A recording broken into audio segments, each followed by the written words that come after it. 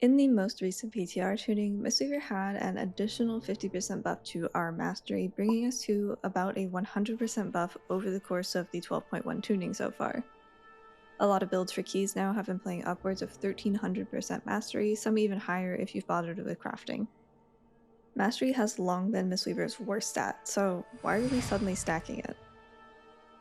Mistweaver Mastery is Gust of Mist. The current version causes the cast of Renewing Mist and cast of Enveloping Mist to do additional healing on use, with the amount being based on how much mastery you have. With 1300 rating, my Gust of Mist hit for 35 to 40,000, and I have almost a million health, so we don't care about this. What we do care about is a talent called Morning Breeze. This buffs your Rising Sun Kick damage based on your mastery, with the actual value being 20% of the mastery rating. So when you have 1400 mastery, you can see where this is going. Rising Sun Kick heals through Ancient Teachings based on the damage that it does, and is unaffected by the healing aura nerfs because Ancient Teachings is tied to our damage done.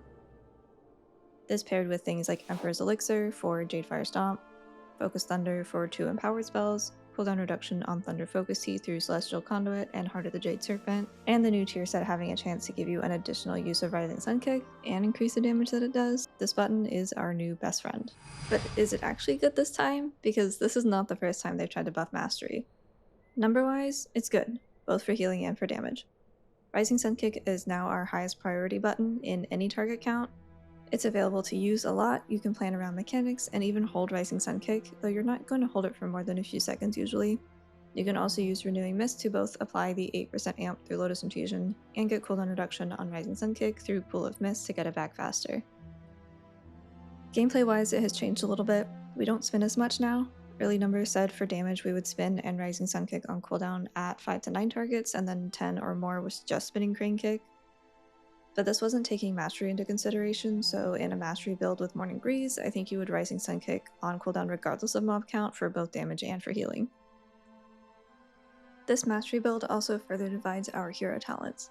Master of Harmony does have the 50% increase to Ancient Teachings node, but just compared to Yu'lon's Knowledge, which is the 15% increased damage to Rising Sun Kick that Conduit has, Master of Harmony still loses.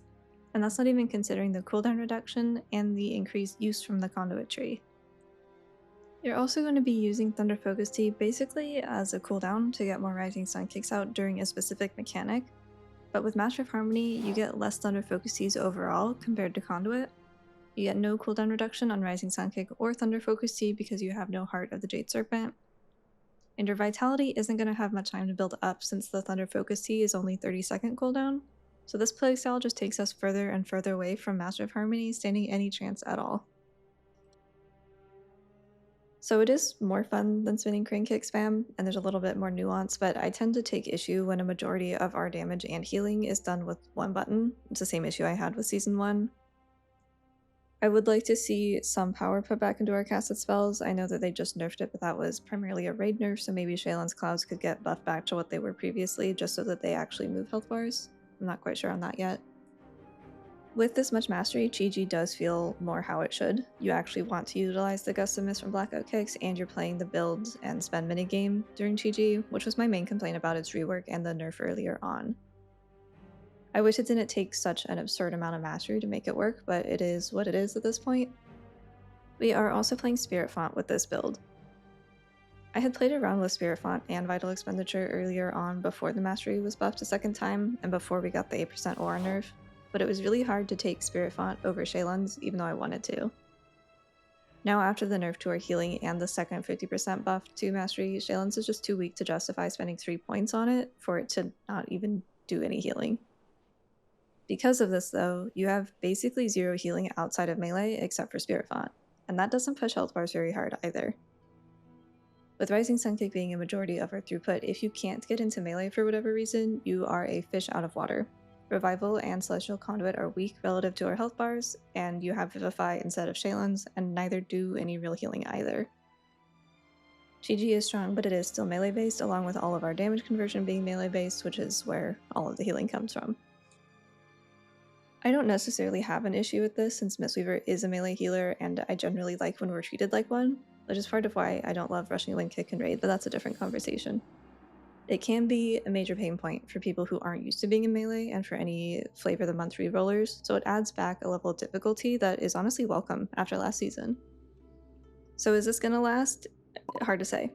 It seems pretty intentional given that we had 2 weeks of back-to-back mastery buffs, and they specifically said they wanted mastery to be more viable, but I don't think this will go live as strong as it currently is.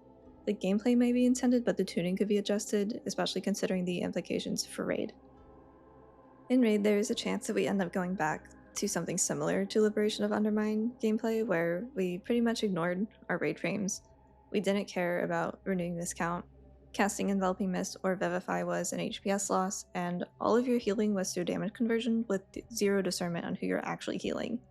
But numerically, it performed well. I really hope that we do not return to this gameplay. I don't mind playing Chi-Ji or Ancient Teachings in Raid, but I would still want to interact with Renewing Miscount and Vivify be a good button, similar to the Chi-Ji builds that we saw in early Emirdasil or Aberrus. I think in any content, a build where you interact with such a small portion of your kit is unhealthy and kind of disappointing. Whether it's Spinning Crane Kick dominating or Rising Sun Kick or Ancient Teachings, if something is doing so much more damage or healing, or both, that you're ignoring fundamental spec mechanics, then there's a balancing issue. At this point, we're about 1 month until the patch. We haven't received an official launch date yet, but we are guessing that we'll end up somewhere around mid-August. I'm hoping that we have some more changes coming that will help give some variety in build between Raid and Keys, since these are pretty similar in playstyle and breakdown. I find that tends to get pretty stale whenever it happens.